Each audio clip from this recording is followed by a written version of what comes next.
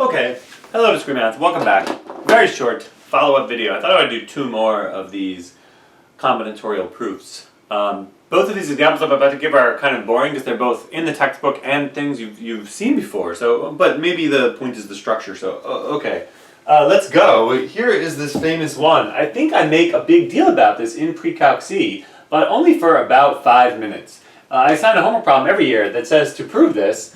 And then people try to do it algebraically and either succeed or fail. But we should do it combinatorially. This is what's called Pascal's identity. And it's called Pascal's identity because it's fundamentally the identity that comes up in Pascal's triangle. What is Pascal's triangle? It's the triangle of binomial coefficients. You probably are familiar with it as 1, 1, 1, 1, 1, 2, 1, etc. But, most years in Pre-Calc C, hopefully if I did a good job, I teach the binomial theorem in such a way that in fact you learn that the coefficients are the solutions to counting problems. And so these numbers really are 0 choose 0, 1 choose 0, 1 choose 1, 2 choose 0, 2 choose 1, 2 choose 2, and it's like 3 choose 0, 3 choose 1, 3 choose 2, etc. Okay, more about this later because I guess I'm going to talk about the binomial theorem a little bit next class.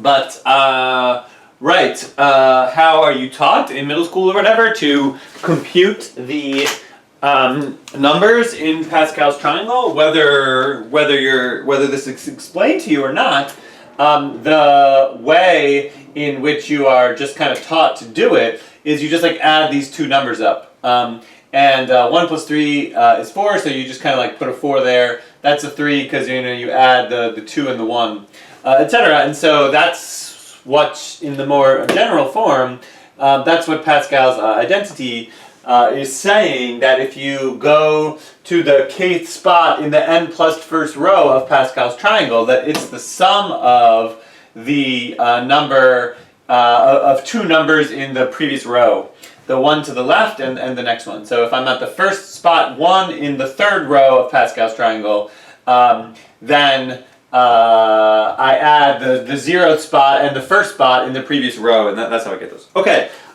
Anyway, what is this? So why is this true? Let's do it. First, we set the scene. So, I don't have like a funny example. It's only fun to make these up on the spot. So, so here we go. Suppose we go to our. So here's the intro. The intro is at my local indie sandwich shop. How do I spell sandwich? Sandwich shop. I actually thought of this in advance. There are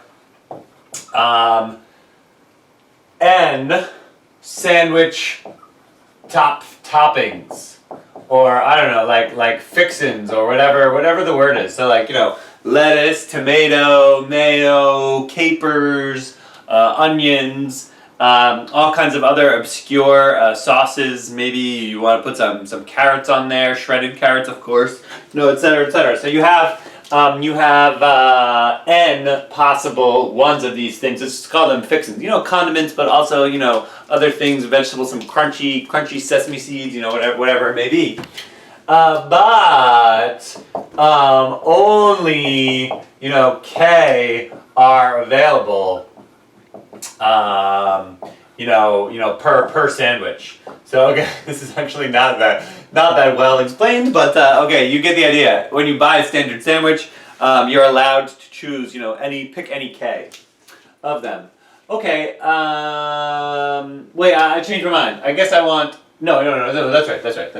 Okay, but then at the last minute, while you're in line.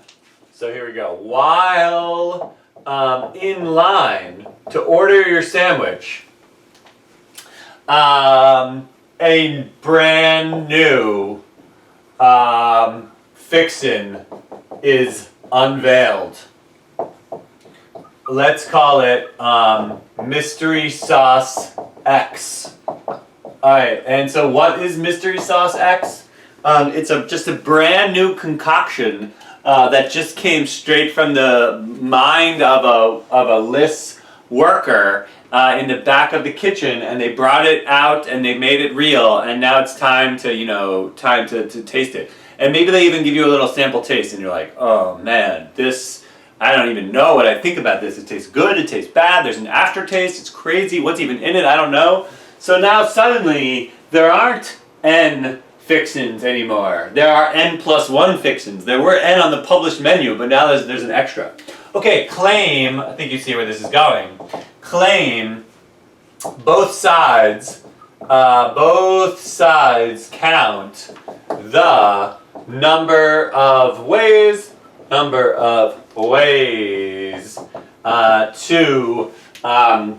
to make a sandwich, to make a K fixin sandwich from the N+1 fixins available. And it is N+1 now because I'll write, N standard fixins, and this is just not even funny. And then there's also sauce X. Okay, so after having put in all that effort, I think this problem is kind of done now, right? It's because the left-hand side, well, okay, when it's obvious, you can just say obvious. So we can just say left-hand side, just true by definition. I mean, there's a certain point at which I think that's acceptable. What is N+1 choose K? It's the number, I'll say it out loud, it's the number of ways, by definition, of choosing K objects from a set of N+1 objects. Here I have N+1 fixins, and I have to choose K of them only for my sandwich.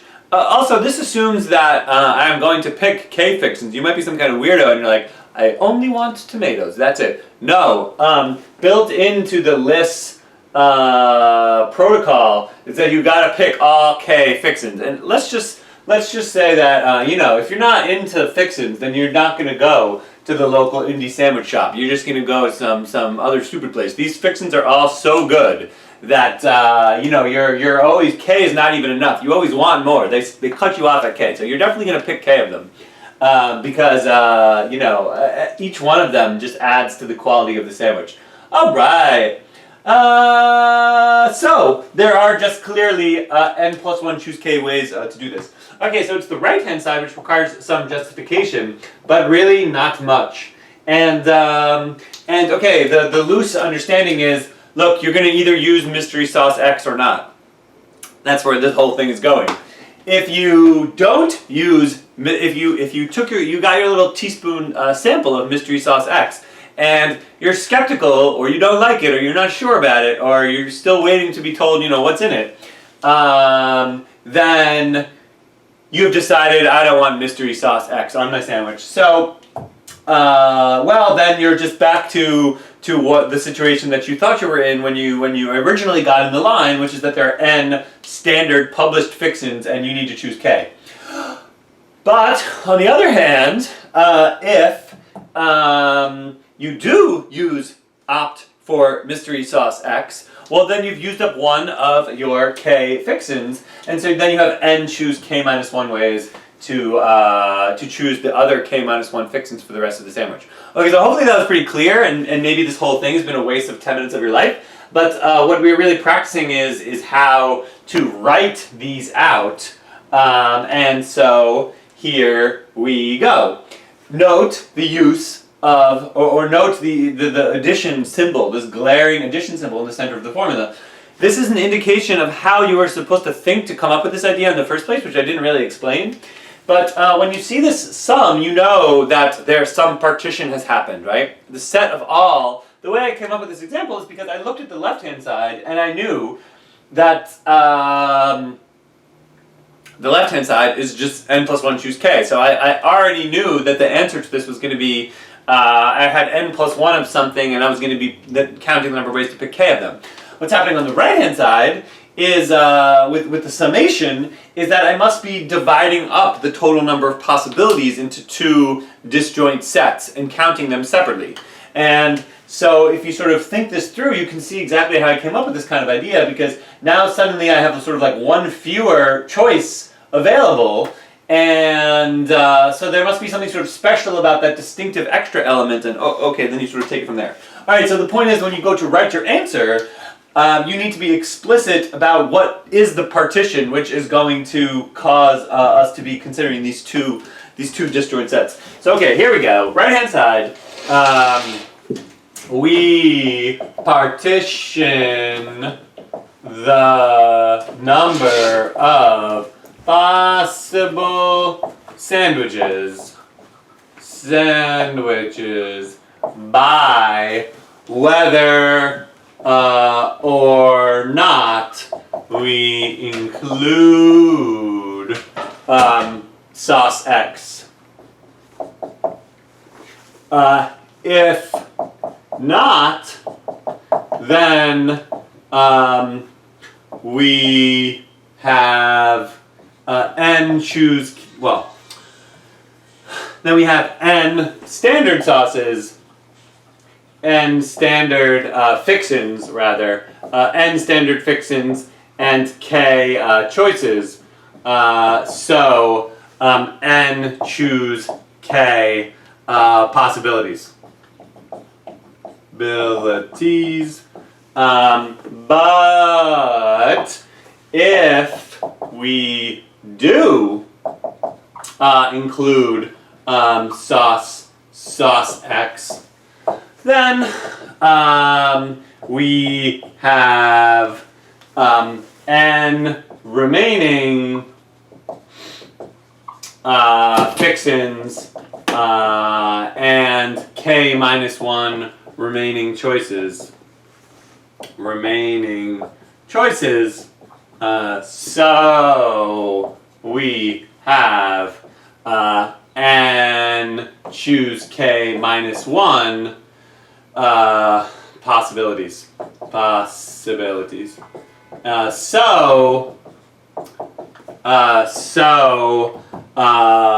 N choose k plus n choose k minus 1 in total.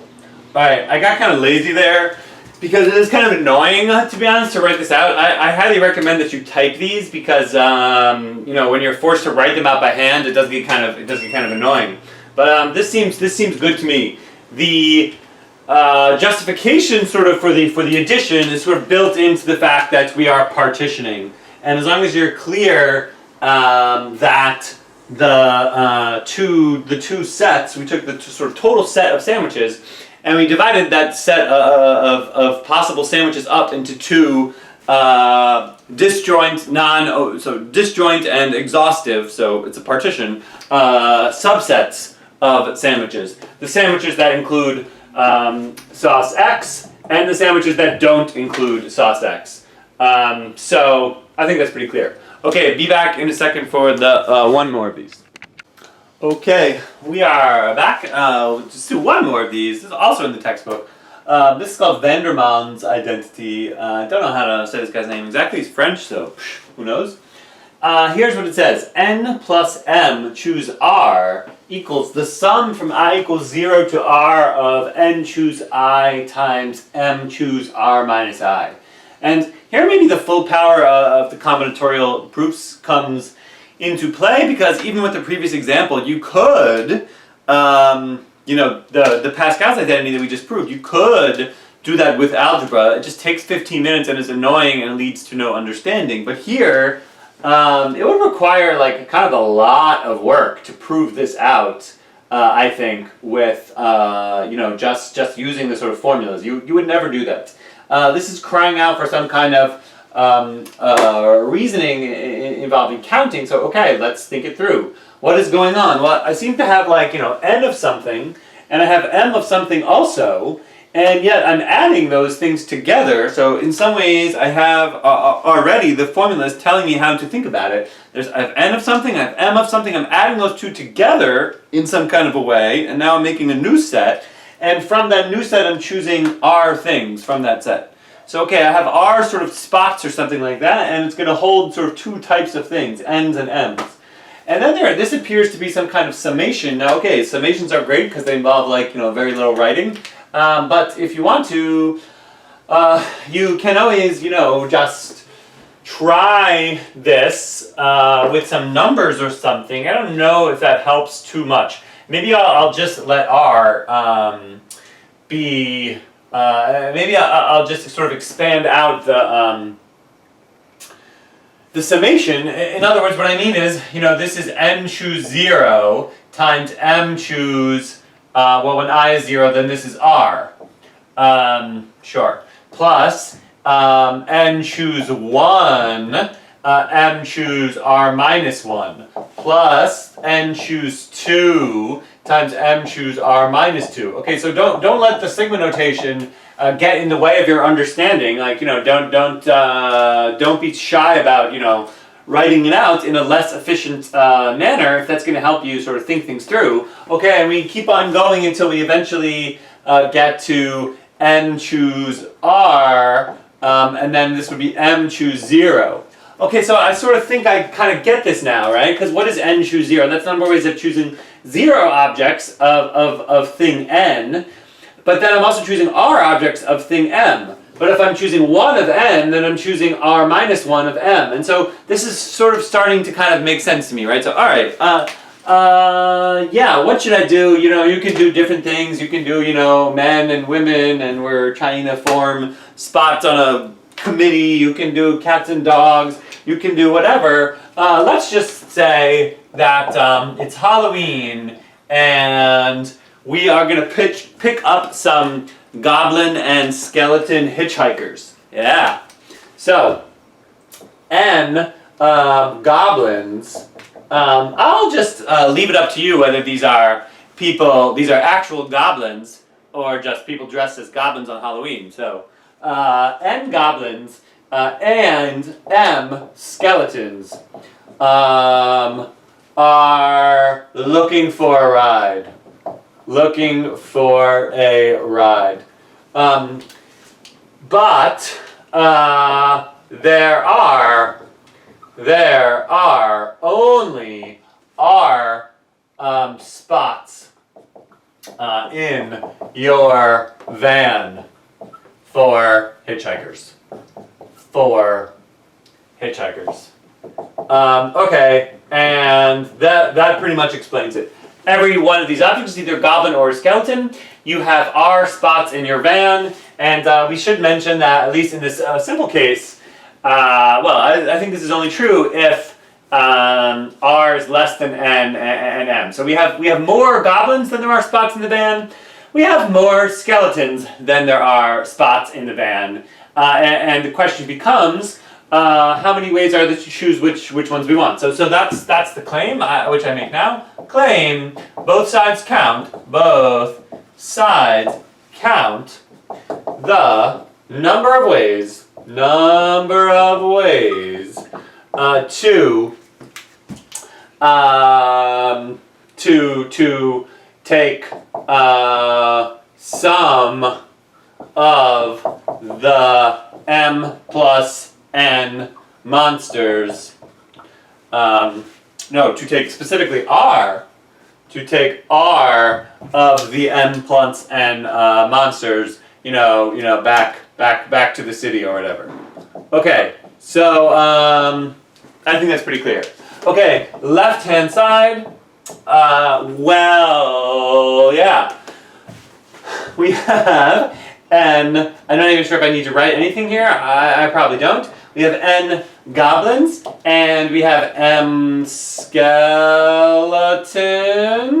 So we have m plus n monsters, as already kind of explained, and with R spots free in the van,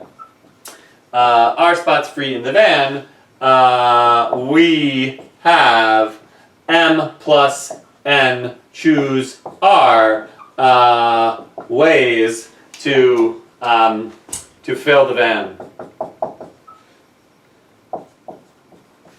Okay, how about the right-hand side? This is where things get kind of interesting. Well, here on the right-hand side, of course, it's a summation, so I'm adding a bunch of things. And so what I really must be doing is partitioning the total number of ways to fill the van with hitchhikers, with our hitchhikers, in some kind of a way. And I think it's pretty clear in what way we're doing it, right?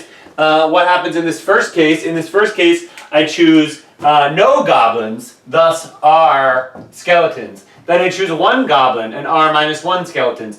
Then 2 goblins and R minus 2 skeletons. And so what I seem to be doing, and I think it's helpful to focus on the number that's incrementing, which is in fact your I.